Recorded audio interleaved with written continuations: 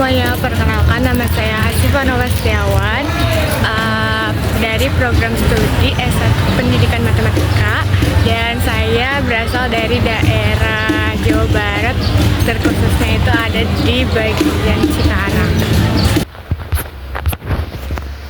Oke, baiklah, di sini selanjutnya saya akan menjelaskan tentang studi kasus yang mau saya bawakan, yaitu NAUPA. Yang menyeimbangkan kuliah organisasi maupun self reward.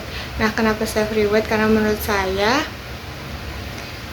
self reward itu penting, karena kalau kita terlalu banyak fokus ke kuliah saja ataupun ke organisasi, jadi kayak dua hal itu tuh menurut saya tuh bikin kepala tuh pecah gitu, pusing gitu, kayak pusing terus gitu. Jadi menurut saya self reward juga penting. Terus yang mau saya bawakan adalah si Nova ini, ceritanya dia tuh banyak sekali kegiatan di organisasi. Nah, dimana si Nova ini juga mempunyai proker pribadi, yang dimana prokernya itu juga mungkin bisa dibilang proker rutinan gitu yang dia pegang.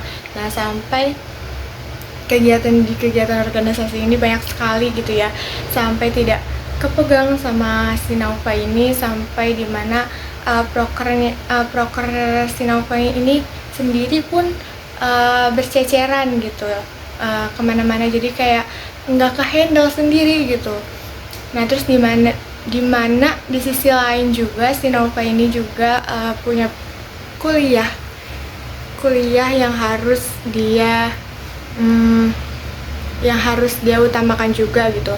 Jadi kayak waktunya itu bener-bener dibagi-bagi, kayak otaknya ini entah ke kuliah, banyak sekali tugas-tugas, tugas kelompok, tugas pribadi yang lainnya.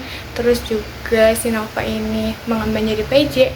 Terus si Nova ini juga punya proker pribadi yang dimana dia juga harus cepat-cepat menyelesaikannya, karena proker rutin kan yang dia pegang. Jadi akan banyak sekali menumpuk di dia kalau sampai dia malas-malasan atau tidak mau mengerjakannya, atau menumpuk-numpuk, membiarkan tumpukan si proker pribadinya itu gitu. Jadi sebisa mungkin si Nova ini juga berusaha keras gitu untuk memanage antara proker pribadinya, antara kuliahnya juga, dan juga dengan proker organisasi kuliah itu yang dia pegang.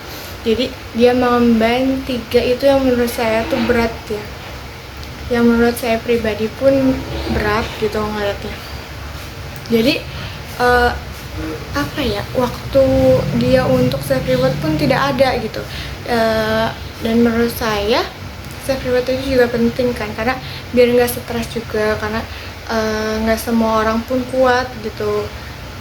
Kadang ada orang yang mahasiswa kupu-kupu yang kuliah doang gitu, tapi dia udah stres padahal cuma kuliah doang. Sedangkan si Nova ini punya proker rutinan yang dia pegang, terus dia juga ikut organisasi. Jadi dia ikut organisasinya itu banyak kegiatan, terus dia megang divisi juga.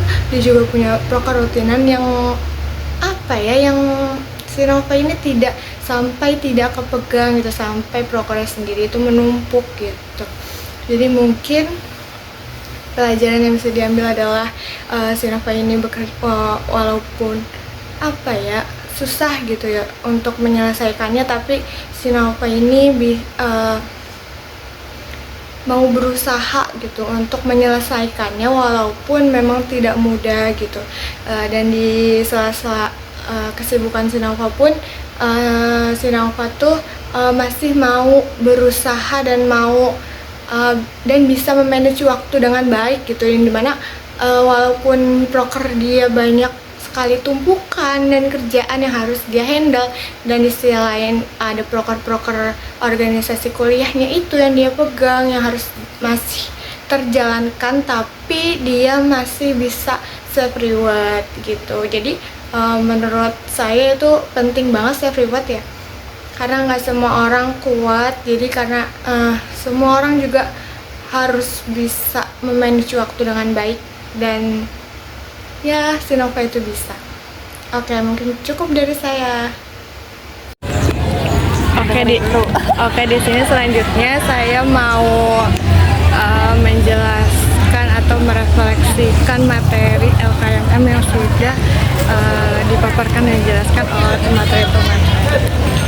Oke, mungkin refleksi dari saya yang dimana dari keempat materi LKMM ini membentang cermin besar terhadap pola pikir dan tindakan saya selama ini.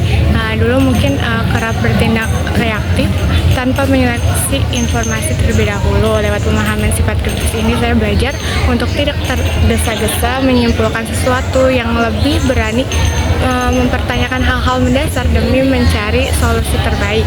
Nah, di sisi lain, ide-ide kritis ini seringkali mengendap begitu saja karena terlambat atau terhambat keterampilan komunikasinya yang belum terasa gitu. Terus saya juga menyadari bahwa memiliki pemikiran yang cemerlang itu saja tidak cukup gitu, karena saya harus mampu mengemas dengan baik gitu dan persuasif agar rekan satu tim ini dapat bergerak menuju tujuan bersama. Terus proses pengenalan dan pengembangan diri juga membantu saya untuk memetakan zona nyaman yang selama ini membatasi langkah saya. Nah, dari pemetaan tersebut, pola pikir prestatif menjadi pemantik baru bagi saya untuk tidak lagi puas hanya dengan batas cukup, melainkan berani untuk menetapkan target yang lebih menantang gitu demi bertumbuhnya secara berkelanjutan. Nah, mungkin itu saja refleksi materi LKMM dari keempat poin tersebut. Cukup dari saya. Oke, yang terakhir itu ada komitmen diri, yang dimana cita-cita saya itu sebenarnya pengen kerja di BUMN. Walaupun saya mengambil program studi pendidikan, tapi saya yakin bahwa bekerja di luar dari pendidikan pun bisa gitu. Terus untuk target selama kuliah, yang pastinya tuh pengen lulus tepat waktu ya, atau kalau bisa sih 3,5 tahun. Terus untuk komitmen selama kuliah, saya berkomitmen untuk kalau bisa IPK-nya itu tidak kurang dari 3,5, atau mungkin bisa lebih tepatnya tuh nggak mau di bawah 3,5, jadi itu maksimal banget 3,5.